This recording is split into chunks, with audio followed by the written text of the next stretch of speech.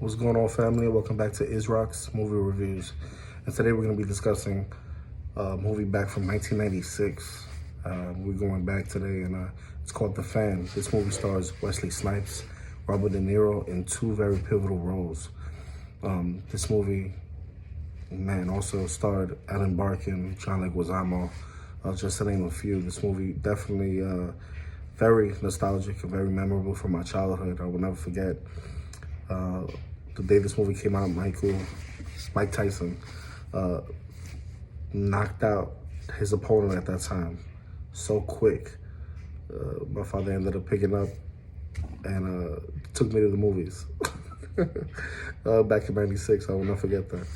And I went to see two movies, and The Crow City of Angels was playing along with The Fan, and we saw The Fan first. And man, and I have a love for baseball, so you know, I saw the trailer. I remember with my dad ahead of time, and I was like, okay, let's go check this out. So, you know, this movie has one of the best quotes in cinema. You know, baseball is better than life because it's fair, right? What I love about that is you can get hit in baseball, you can hit a sacrifice, and it never counts towards your actual average, right? And I always thought that was fair. Why? Because you're sacrificing yourself, right? Either to move the runner up to another base or bring the runner in through a fly out or through a ground out, and it doesn't come to your average because you gave yourself up for the team, right? And I can't say that this movie is very similar in that aspect, but it does get into some thrilling topics, which you already know. I love movies that put you to think. I love these psychological warfare type movies, and this is definitely one of those. You know, this may be true that everyone during their lifetime, in my point of view, has their 15 minutes of fame, even if in most cases it only lasts about half a minute, right? And if that minute and a half comes early in life, how far into adulthood can you actually carry it with you? And if it does and if you do have a healthy memory, unlike mine, there's a lot of stuff I forget, can it become an obsession that finally blurs the line between reality and fantasy? Well, The Fan, directed by Tony Scott and, you know, starring Robert De Niro, Wesley Snipes, is an intense, disturbing motion picture that examines that moment and the effects it can have on the lives of those either directly or indirectly involved. You know, here in this movie, the focus is on a man named Gil Renard, played by DeNiro.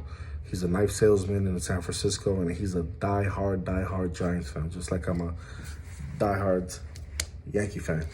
And he's pumped, you know, about this new acquisition during the offseason. Superstar in the film, played by Wesley Snipes, a center fielder named Bobby Rayburn, whom he believes is so good that he's going to bring a pennant to the team. Once a player himself, you know, he was a pitcher. Renard, you know, his life has been on a downhill slide, you know, ever since. He's divorced. He has a young son who he has a very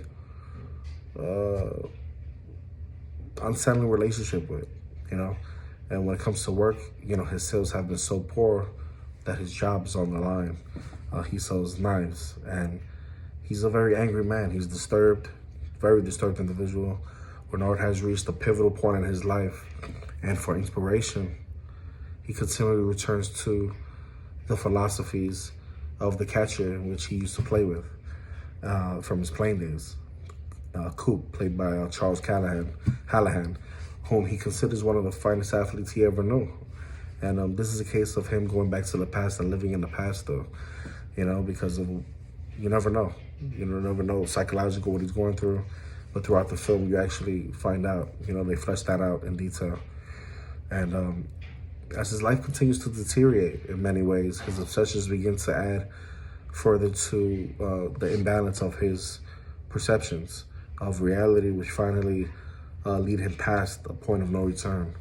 You know what I mean? I feel like Tony Scott's film, of course, has less to do with baseball than it does how the game itself actually relates to life. And I loved that about this film, and that things actually do matter. You know, a lot of people in life say, oh, this might just be a game, and professional athletes might see it like that. But we as fans, and I used to play baseball in my life, we don't see it like that. When I played baseball, I took it very serious. Yeah, you want to have fun, but you do want to win. You do want to play the right way. You do want to satisfy fans. You want to give them what they want, and ultimately you want to win. So, you know, it actually relates to life in many ways. And Wesley Snipes' character says at one point, we're not curing cancer here, but to those whom life has been reduced to that minute and a half, which they still cling to, the game can change everything for them. You know, that's just unhealthy obsession that Scott examines in this film that comparatively is sometimes a significant moment that in the obsessive mind becomes an episode of these monumental importances that finally distort any semblance of reality in an individual that may have left. So what's truly frightening is that, you know, upon this close scrutiny, let's use that word, in Renard, there's much more than many viewers that will be able to relate in one way or another. You know, the anger, the frustration, and perhaps the inability to let go of that minute and a half, like I was saying before, even when it threatens to become more than just a pleasant memory, you know, but an unhealthy lifeline to another place and another time that in reality may never existed, sometimes in the first place. You know, sometimes we could play these games in our own minds, telling ourselves something for years and years, that we start to believe it, that we start to focus on that. And it's very unhealthy. You know, sometimes people need to learn how to let things go over time, especially. It takes time, you know, and, you know, it's like a search of self-esteem, you know, by the has-been who never was, you know, who can neither realize nor accept its elusiveness, you know, as, you know, the character Renard says to Richie, baseball is better than life because it's fair. You know, I started off this video with that because I think that's one of the best lines in the movie. You know, my example was you hit a sacrifice fly and it doesn't count against your average. And an ideal that has forever eluded Renard in his lifetime, in his life. He's never been able to give himself up for the team and get anything in return for it. You know, everything's crashing down on him at this time. You know, as Renard, DeNiro gives, and I feel like he gives an explosive performance that at first glance may seem to have a bit of, I don't know if you know who Travel Bickle is, my people, but, and Max Cady in it as well, which in fact it does. Though upon closer inspection of this film, you know, I felt like Renard was a unique character, not only because he was played by DeNiro, but because DeNiro definitely took out layers and definitely put himself into this role and definitely showed us, obviously, that range that we all know he has.